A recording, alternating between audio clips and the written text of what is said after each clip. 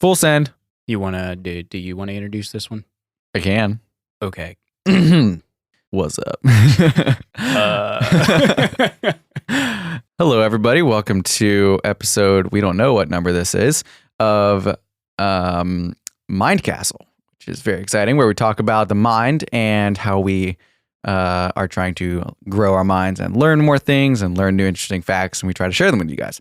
So last episode, if you haven't listened to it yet, a little preview, we talked about reading and like the importance of that and like why we should do it. And so in this episode, we're going to be talking about how to do that more effectively, because there's actually a fair amount of people that just straight up do not enjoy reading. And so, yeah, we're going to talk about how we've found ways to incorporate it into our lives and to learn the things from it. So first of all, how many books have you read this year, Reagan? And what did you read last year? Curious. Because we actually have to prove that we read books. We can't just, Okay, hold on. This may take me all of 5 seconds to pull up my Goodreads again. Oh, you should follow us on Goodreads for sure, because then you can track what we're reading and what we think. So this year, we are recording this, September 11th, actually, 20th anniversary of September 11th. That's kind of odd, a bit of a... Yikes. Which is actually a very significant day for my life, because that has impacted my work in the nonprofit world, but that's a whole nother thing we'll talk about another day. As of today, the 11th of September, I have read 57 books, which is actually a little low. You should be ashamed of yourself. Yeah, it should be more. I'm going to give a few reasons for that. I was full-time in college until 2 months ago, so that had a plus working full-time, plus finishing house. Plus, a lot of the books I've been reading this year are gargantuan. I don't know what got into me. Really? I'm reading like 800-page books. Yeah, it's kind of nuts. The one I'm reading right now is 1,100 pages. So, yeah. Snap. Yeah, so that makes a huge difference. If you're sitting over there reading Dr. Seuss, you can read 100 books, no problem. So my goal is for this year to read 100. Last year I had 95. So I think close. Was it last year? No, 2019 I had 95. So, yeah. I'm trying to figure out how to make my Goodreads public. Oh, this is important because y'all should all go follow him and me over there. Not that there's anything that exciting, but Right. I mean, some of the books I'm a little bit ashamed to put on there because they've got really weird titles, but yet they're about like really great things. Mm-hmm. But I'm just like, if some random Joe saw that, he'd be like, Yeah, and that's the thing, because I read enormously in the wideness of, because like really broad, that word? Is that what you're looking for? Really broad. So like, let's see, on my shelf, I've got John Bunyan, Dante, books of theology, a bunch of history. I have a couple books by some prominent atheists, by like Richard Dawkins and things like that. I got fiction like Chronicles of Narnia. I got a whole bunch of stuff on NASA because science, and a whole slew of stuff on the Middle East and Islam because we work in the Middle East as a nonprofit organization with refugees. History stuff on World War I. See, memoirs, science books. There's one over there on like personal development. Yeah, okay, it's all over the place. Cool. Is your Goodreads public yet? Yeah, I think it was public all the time. I just made it more public, I guess. I don't know. Wow. Okay, so what's your number one tip for how to read more? Number one tip? Yeah, number one. For you, what has made the biggest difference to actually reading practically? Are we talking about physical books or audiobooks? Doesn't matter, any form. Ebooks, audio, ingesting the knowledge in your brain is what we're talking about. Number one tip. Well, I have to be interested in a topic in order to actually get through a book. Otherwise, I'll just sit on it for ages. And the next book that comes along that tickles my fancy, I'll jump onto that. The first thing is I try to make it something that's convenient. So reading as a general is almost never convenient in my experience when you're reading, especially reading a physical book. But you can make it convenient by, like, say, audiobooks, for example. That'd be one way that I especially do it. I spend quite a bit of time driving for my job, and so I can rip through 3, 4, 5, 6 audiobooks a week if I want.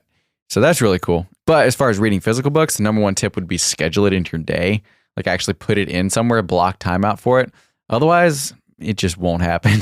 And the other thing is, I don't know about anybody else, but whenever I sit down and actually read for a little bit, my mind can tend to be like making me feel bad for it because it's like, oh man, I could be doing this, I could be editing that, I could be working on, I'm behind in my video work, whatever. And if I actually schedule it in, I'm like, all right, I'm going to read from 3 o'clock to 3:30 or 4 or whatever, then it's actually in my schedule. And I've already set time aside for it. Might as well do it. Yeah. Now Wow. we can later on we'll get into like the actual like techniques that make it more efficient. I'm more talking about behavioral and environmental stuff. Yeah, I'm thinking lifestyle. Like just it's crazy how you tweak a little bit in your lifestyle and you have more time in a day than you think. Mm-hmm. People say this all the time. I don't have time to read. And I like to flip it on your head and be like, I can't afford to not read because I see the cognitive decline if I don't. So for a little backstory, in around the 2016 through 2018, roughly a era of my life, I was extremely busy with 2 startups, which is Anabaptist Perspectives, the podcast and YouTube channel, and that whole organization, and a nonprofit work in the Middle East, which can't really talk about because of security reasons. But we do a lot of different things, and it was a lot of work, but it was a ton of fun. I was having a great old time traveling all over the world, setting things up, building 2 organizations from the ground up. And obviously, I didn't do this by myself. I had a lot of help. But the point being, I was very busy. I used to read a lot up to that point, but it was like, ooh, I'm too busy doing these important things. I literally didn't read basically anything for like a 2.5-year slice outside of what I needed for work. But even that was less than it should have been.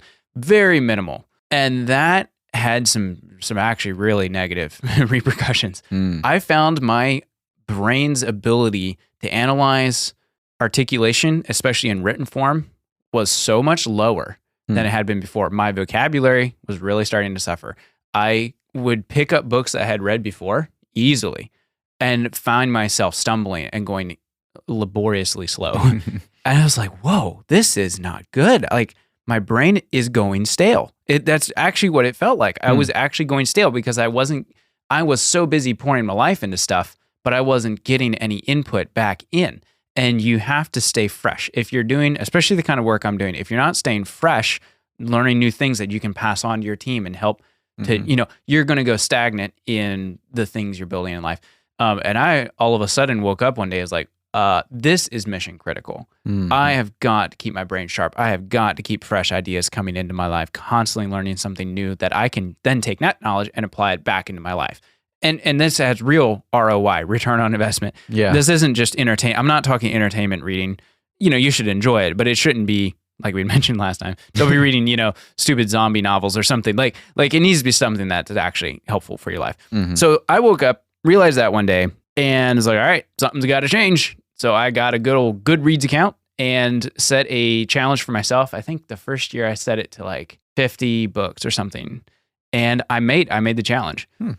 Just having a way to track what I was doing made a massive difference. And that's where I like to say, well, this is kind of a common thing in the self-improvement world. What isn't tracked isn't improved. If you want to build good habits and good routines in your life, if you don't have a good way to track it, you just won't improve because it wasn't it has to be quantified. So that helped me. I could track, so yeah, I would highly recommend sign up for Goodreads or build a spreadsheet or, write them down on pen and paper. This is what I read. And maybe even here's a few things I thought about it. Here's when I read it. That's really helpful. And the other one is 1 is better than 0. Yeah. So 15 minutes every day is better than no minutes every day of reading. Or if you want to develop a good habit, start with such a low bar of entry that it's ludicrous. Yeah. Determine with yourself, I am going to read 1 page a day, and you'll be like, oh, well, that's easy. And then start that. And then you build from there. It's better than 0. Don't immediately feel like you want to just start by reading 100 books a year. Yeah. That's my goal for this year. I'm pretty sure you can't just do that. It took me a little bit to build up to it. Yeah, there's a mental fortitude almost that comes along with that. Like, otherwise you'll be tired all the time. Don't pull like, what's his face? Man, okay, so if you go on productivity YouTube, they'll make it sound like you can immediately, after watching this 7-minute video, start reading 1 book a day, or something absolutely ludicrous. That big. Yeah, we're talking, what are you reading over there, Sonny Bob? Like Dr. Seuss, come on. You cannot read a book a day and maintain a normal life unless you are very, very skim reading that book. Or you're a super genius who speed reads. Like, there are some people that can do it, but you're probably not the 0.1000% that does that. maybe you should just stick with, hey, let's just go with 5 minutes a day. And what's his name who says that? Isn't that Ty Lopez? I don't know who you're talking about. He claims he reads one book a day and it's like, yeah. Oh, yeah. Yeah, right. Well, he No, did you it for a don't. while. I think that's how he got famous. Tony Robbins did. Baloney. Or at least he tried. No, I don't believe it. Like there's no way you're actually reading that book. You're skimming that book. Well, he was also young and he didn't have a whole lot of, like he was like 18, 19, 20. Like it was in that range where he was just getting started. So it wasn't, he was like, not like now. Like he couldn't do that now, I don't think. But he does read 30 minutes every day. So there you go. Yeah. See, now that's reasonable. Which is, what, one book a week? I forget what it is. Something if you do 10 or 15 minutes a day, that's like 25 books a year, I think. Yeah, that sounds about right. Yeah, like that's crazy to think about. People like, are that's not that 25 long. books. I could never read that many in a year. Yeah, can you do 15 minutes a day? Well, yeah, okay, cool. Like, you can read 25 books a year. Oh, I guess I can. Yeah. You know what I do though? I was like, forget that. I'm going hardcore aggressive because my brain is so stale.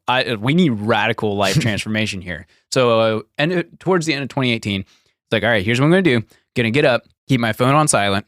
First hour every day, I'm going to be reading or building my brain in some way. No work. Phone's not a problem. I mean, unless there's an emergency, there's ways people can get through to me. And that it just boom, like instant transformation in my life. It was pretty awesome, actually. And so I stick to that like every day, basically every single day. So an hour every morning. Mm-hmm. Usually it's every morning because if you don't do it in the morning, you are, at least in my world, you're going to get land blasted or sidelined or something. All those metaphors. Yes, something's going to happen. You're going to get T-boned and you're going to not have time. And then next thing you know, it's 10 o'clock at night and you're trying to go to bed and you're tired and it ain't going to happen. Yeah. I would tend to, there's also something to be said about reading when you hit that mental block. For me, it's like 4 o'clock in the afternoon. That's when I get a really bad drop in mental fortitude. So if I spend that time reading and learning something, that's a really good way for me to like kick out of it. That's a good idea. Yeah, it's a little bit hard. It's harder to find the motivation for that sometimes. That's why I schedule it in usually, or try to. I haven't been as good with that. It was really interesting actually. So I was talking to Adam Peters, which also has a YouTube channel, which I got him to start. Fun channel and really good friend of mine. And he was saying, he's a teacher. So he was saying like, I forget what grades he teaches, like 2nd, 4th or something. Anyway, he was saying that this year he just felt really like kind of stale and just felt like he wasn't moving and just like, and then about a month ago, he's like, oh, like I haven't been learning anything. Like I haven't been learning anything new. He's like, I haven't been reading. Like he was reading The Art of War and like, that's a good book, by the way. Yeah. And like, I forget what other one he was reading. It was over 1,000 pages. It was massive. No. What, like War and Peace right down Actually, here? it was War and Peace. Yeah, it was War and Peace. Oh, he was working his way through that. He was on like year number 2 or 3, I think. Oof. He was just like, chapter here or there. But anyway, he's like, I started reading again and learning things and studying. And he's like, my whole world changed. Wow. And I found myself in that actually sometimes where, like you said, you're putting out, like for me, I'm putting out 2 videos a week. So that's a full hour. That's like if I stood up every week and gave a full hour seminar for someone. Now, when I edit it, it's way less, obviously. But just in raw words and teaching and learning, that's like, well, in studying everything, that's like almost over 30 hours. So like, if I'm not constantly taking in information, it gets really draining sometimes. And I've found myself getting into that a little bit, lacking some motivation, lacking, like I said, I'm on a Tony Robbins like kick of like, what makes this guy so good at what he does? And when I started doing that, it'd been a little bit since I had done that with someone and really tried to hone in on him. Yeah, I felt a lot more energy throughout the day of like, ooh, let's try this out, or this. And when I started flexing my brain again and learning things, it's like, wow, this is really cool. So that'd be something a little bit more recent, I guess, but gotta stretch that brain. Stretch it like a rubber band. Yeah. It's actually really interesting. This year, I read a fair amount last year, but this year was the first year that I actually set like a reading goal on Goodreads and stuff. I think I was shooting for like 50 books. Where are you at on that, by the way? I'm at 35. Sweet. So, 30. I'd set a goal of 35 and I was like, that's stupid. I'm like 7 books ahead of schedule. I got to stretch myself a little bit more. So I just now changed it to like 50 because I'm pretty sure I can get that. So, where was I going with that? I don't know. Me neither. Well, but I think one of the key points there is reading stuff that does stretch you. Yeah. Like, and I fell into that trap in my teen years of just reading books that reaffirmed what I already felt. And then coming back in my 20s and looking at those books again, being like, man, this is actually really shallow. This is stuff I already kind of knew. And it was just reaffirming a bias in my brain. And after I think college helped me a little bit too, because college forces you to actually explain your positions and defend them, and if they would have seen my positions then and what they were based on, they'd been like, well, that's cute, but like, can you defend it? Yeah. Oh, wait a second. So find things that stretch you, not in, let's find the new edgy theory that's like kind of out there. No. I'm not saying that. I'm saying stuff that you're learning things you didn't know before. I'm not talking about those weird, whatever philosophical ideas that are just theoretical. Learn some history you didn't know before. Boom. It's crazy how that changes your view of the world. Actually, it's kind of nuts. For example, I am reading the Gulag Archipelago right now. Don't know what that is. Oh man, let's see how to pronounce his name. It's a Russian dude with a long name. Probably a lot of K's and it's terrible. If I had it in front of me, I could find it, but I don't remember it off the top of my head. Anyway, Gulag Archipelago, hugely monumental book of the 20th century. In fact, arguably one of the most influential books of that century, which I didn't really know about. I'm like, how did I not know about this? This is stuff that massively shaped our world today. I mean, the Gulag, Russian Gulag, right? Communist era, Siberia, the archipelago concept where they had all these work camps and they would move these people around and just do horrible things to them based on the ideology of the communist system and what that did to the planet as a whole and how it changed how we live today. This is all things I just didn't know, and that kind of picked me up, whipped me around, and like reoriented my worldview actually of the 20th century that I just was unaware of. Everybody should read that because it's dark and sad and things. But whoa, why wasn't I taught this sooner? It was the thought I kept having as I'm going through, and I haven't finished it yet. But things like that is what makes it worthwhile because like man, this is a lot of time. But then all of a sudden you're like, yeah, but this like actually impacted my worldview. Yeah. Oh yeah. Like my view of the 20th century is now different because I understand some history that I didn't know. Yeah. That was kind of crazy. You really should read it. It's a big book. Like I said, I've got like 900 4 pages. books just sitting there waiting for me. And I'm like, yeah. You'll get there. So yes, back to the practical side though, finding a certain time every day to read. For me, first hour of the day, couple it with a habit that you already like. So like I'll make myself a nice latte with my, little latte machine thing that I got, and that's something I enjoy. And then you couple it with a good book, bam, perfection, right? You're pairing it with something you already enjoy and want to do. It makes it so much easier to actually do it. Other things that make it really simple, remove the friction to read. One of the things I did, the home page of my phone doesn't have any social media or time wasting apps on it. It has, a podcast app, an audiobooks app, an ebook app. It's the friction between me and instantly reading a really good book and learning something awesome is like 3 seconds. Actually, not quite. That's what you need to have, or have a tablet like this one that I'm using right now. Homepage, my ebooks app, boom, I can be learning awesomeness in seconds. Or, around your house, hey, books on your nightstand. You're not quite tired yet. Read for 15 minutes. It'll put you right to sleep. It's great. I have some on, down in my living room. Boom, they're right there. Here in my office. Like, make it to where you are surrounded by knowledge and things that are worth putting your brain into. Really, just delete social media. Period. You will have so much time in your life. It's amazing. Don't completely delete it from your phone. Just remove it from your, like, if you have an iPhone, just delete the app so that you have to search for it every time. Yes. You will be amazed what that will do for you. It is so good. I did that recently. Hold it. Totally changes suddenly you just gained 30 minutes a day of free time that you can use. At least. See, when you go on Facebook, what do you see? Well, I went on Facebook this morning. The latest conspiracy rant about the New World Order and all these horrible things. And I'm just like, close that. Pull out a book. Like, you know what I mean? Like, because that's not going to benefit my life. Yeah. It's just not. Whereas reading a legit book that's going to teach me something, yes. Yeah, definitely. Hello, bring it. Another practical thing. This one, I'm a huge fan of this. Audiobooks. 100%. See, everybody get an audiobook subscription right now. Pause right now. Open your app.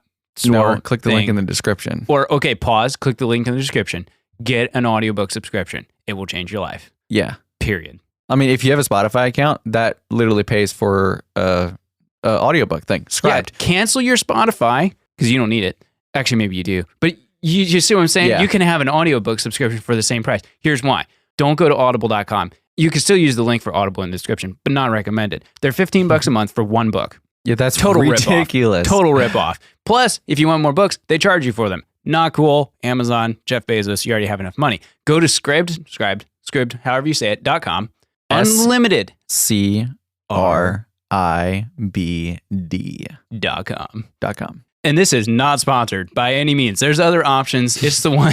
Yeah, actually, I literally emailed them and said, hey, I'm really big into literacy and, learning cool stuff. You guys are awesome. Will you sponsor me? And they said, wow, that's really cool. But we don't do sponsorships right now. We're too small. And I'm like, what? All I'm asking for is like a free pizza or something. But hey, if you're listening, please sponsor us. So if you go there, you get unlimited ebooks, audiobooks, Yes. podcasts, Yes. magazines, newspapers, like Time Magazine, The Atlantic, Oh, yeah. New York Times, Washington Post, whatever. You get sheet music. Ooh, wait. What? Yes, I did not know that. You get sheet music, which my wife does piano and stuff. Totally awesome, because that can be really hard actually to find good sheet music because you typically pay per song. Right. You get all of that gloriousness. They have a great app on tablet, phone, mobile, whatever, all the things. Plus the website's legit. Unlimited for the low, low price. Oh, man, this sounds so much like an ad. But it's $9 a month. Like, dude, you can't go wrong with that. You cannot. Like, skip one Starbucks drink a month and you'll pay for it. Anyways, my point being, audiobooks will change your life. You have no excuse not to have them. And when you're traveling, instead of whipping out, the radio, which is lame anyway, you could be like listening to something that will genuinely teach you something that will change your life. Yeah. So I travel a lot. That's how I read so many books. And one other thing, the next most awesome thing outside of audiobooks that will change your life, listening to audiobooks at speed multiples. Yeah. Listen to them at 2 to 3 times speed. Your brain can keep up just fine. Yep. And you'll go through a book in like 3 hours. Yeah, exactly. Blam, That'll blam. change everything. Actually, so Scribed actually slows the audio down from the actual reading just a little bit. Yeah. So you already need to speed it up just for that. Yeah, I almost always go to 2x. Yeah. Double speed. Unless it's Gary V, then don't do that. Don't, because he reads really fast. Honestly, talk about redeeming your time, though. Like, seriously, whenever you're traveling, you're washing the dishes, you're at the gym, you're, whatever. You can be redeeming that kind of mundane time. You're sweeping the floor. You're redeeming that time by ingesting awesomeness into your brain, which is so cool. Yeah. Anyway. I will literally do like if I'm working every day, driving, hauling mini barns, I will literally do like 4 or 5 audiobooks in 1 week. Dude. Because I'm doing like 8-10 hour days and you cut your reading time in half because you're listening to these books that like I usually go 1.8 because I'm trying to focus on driving. That it's probably a good thing. And I can just like right through books. Typically, it's actually faster than reading them physically. Unless it's me reading you it. speed read. But typically, because, and here's why it's fascinating, because the sound is going straight into your brain. Yeah. When you're reading, there's a whole process involved of your eyes and your hands and like, which I actually really enjoy. And it's actually proven very therapeutic and good for your mental process to physically read books. That's why I don't do ebooks very often. I'll actually pay the $12 on Amazon to get the physical book when I could get an ebook through Scribd or Scribd or whatever for free on my tablet, and I'll actually go with the physical book because it's better for you. Yeah, I would agree with that. I would way rather read them, but again, convenience. Like I'm already driving. It's like, what else am I going to do with that time? Listen to Spotify for 10 hours? Like, no. I used to, and I felt like garbage afterward. How about that? Hot garbage. Yep. I'll listen to audiobooks twice. Usually sometimes I'll listen to them back to back.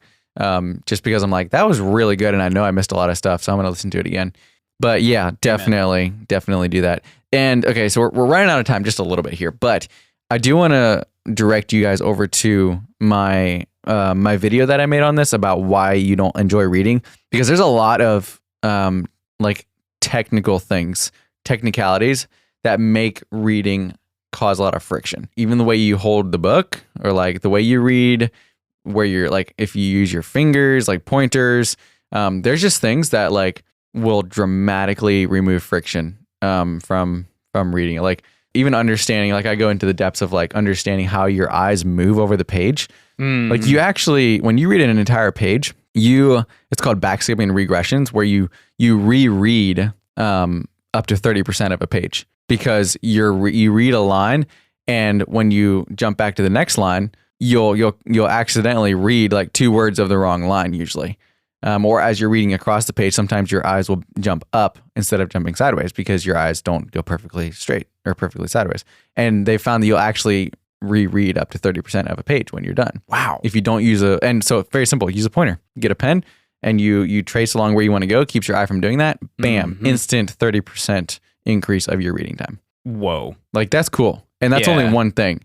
And this is how people will take, like I took a speed reading course, and it was just stuff like that. Like it wasn't like all this stuff of like magically, doing all this, flipping pages, you can feel the wind on your face sort of thing. Like it was just little stuff like that. It's like, hey, it was actually by Tim Ferriss. He's like, wait, he has a speed reading course? Yeah. No. Well, it's not really a course. It was just a blog post he did. No kidding. And he gave some exercises. Put a link to that. It took 5 minutes, and it increased my reading time, I think, by 3 times. I was at about 210, 215 words per minute, and I'm now around 800 to 1,000, depending on what I'm reading. Wow. With the exact same, if not more, comprehension.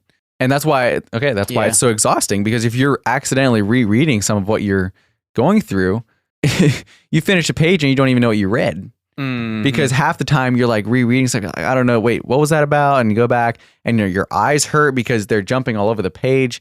You fix that stuff and your reading will get dramatically more enjoyable. So anyway, boom pow. Go watch that video. It's in the description. I go through all of this, most of the science of this stuff, and how I can guarantee you 100% it will help you. So that's a great point. And I think you'd mentioned this before, but just finding stuff that you enjoy reading instead of forcing yourself to read what people think you should read. Like, okay, let's pretend you are the average American and you don't read Oh My, which is typical of our country. Right. And you hear this podcast, like, dude, I'm going to read. Yes. And people tell you should be reading all the legit books. So you start out with like Leo Tolstoy's War and Peace, or you start out with Charles Dickens' Bleak House, or, you start out with Plato's Republic. Hey, all good things you should read. But maybe start with something you're actually genuinely going to enjoy, because it's not going to work out very well for you. So don't sweat too hard about what you're actually going to read. Just start with something you'll enjoy and something that's meaningful. And something small. Start with something small. Momentum is really key with something when you're just starting. Find something small, get through it, and that little momentum will help carry you into other things. Yeah. So, don't start with War and Peace. Not recommended, unless you're just like not. ninja or something. But is that all you had, or did you have more? I think that's all I have. Nice. I mean, we nailed it. We crushed it. Pretty much awesome at this. Yeah. Well, so as you can tell, we care about the brain. We care about helping people improve their lives. So if you want to know more, you can find us on the interwebs. Yes. At ReaganSchrock.com. Pretty much all the interwebs. ReaganSchrock.com, AustinSchrock.com. Yep. Or on social media, YouTube, all the things at our names, which is not complicated. Right. And follow us on Goodreads to see what we're reading. Mm-hmm. And maybe if you feel like it, my other podcast with my bro Jaron called The Books We Read. A very original title. Yes. And we almost never post, so don't worry, you're not missing much. Yep. Wow. And as always, thank you for listening. And I have no idea what our next episode is going to be, but it's going to be awesome. So you should subscribe. Yes. And follow us to learn more. And as always, if you have questions or comments, let us know. Yep. We'd be happy to hear from you. 5-star reviews are always appreciated, because that helps the algorithm shove our lovely voices into other people's ears. Ooh. So that's handy. Until next time, have a great day. See ya.